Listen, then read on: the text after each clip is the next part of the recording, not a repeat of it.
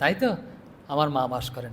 তা আমাদের তিনটা শরীর রয়েছে, একটা হচ্ছে স্থূল শরীর, একটা হচ্ছে সূক্ষ্ম শরীর, আর একটা হচ্ছে কারণ শরীর।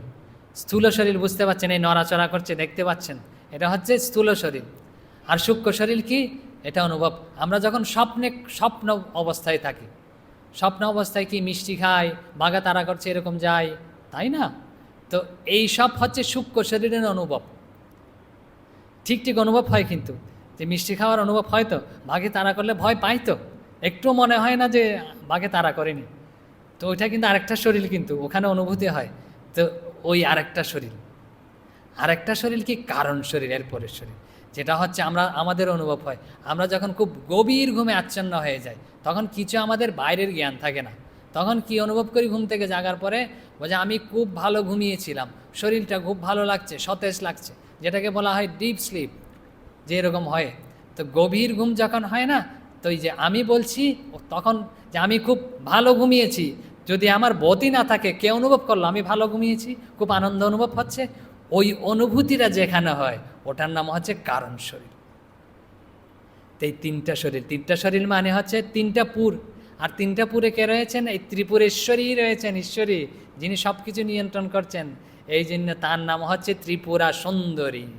যে তার আমরা যদি এই ত্রিপুরের মধ্যে তাকে দর্শন করি না, খুব সুন্দর অনুভব হবে। এই জন্য তার নাম ত্রিপুরা সুন্দরী।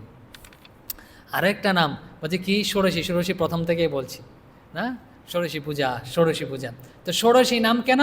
স্থূলভাবেই বলি ষোড়শী নাম কেন, প্রথমেই বলেছি বলছে তিনি অটট যৌবনা, যে ষোড়শ বর্ষিয়া বলে, বলছে তার যৌবন কখনো টুটিতে হয় না, যে তিনি সব সময় 16 বর্ষিয়া।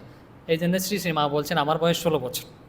আমরা গণনা করে দেখছি যে ক্যালকুলেটিং বুদ্ধি, তো আমাদের হিসাবী বুদ্ধি খুব, বলছে 19 বছর, কিন্তু তার বয়স তিনি বলছেন 16 বছর। তিনি এই যে বলছেন ষোড়শী নামের অর্থ কি? বলছে তিনি ষোড়শী বর্ষিয়া বলেই তার নাম হচ্ছে ষোড়শী। বলছে তিনি সবসময় ষোড়শী বর্ষিয়া, সবসময় 16 বছরের।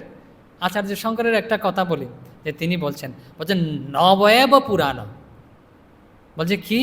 বলছে তিনি পুরাণ হয় না, সব সময় নতুনই রয়েছেন, নব এব নতুনই রয়েছেন। বলছে কীরকম?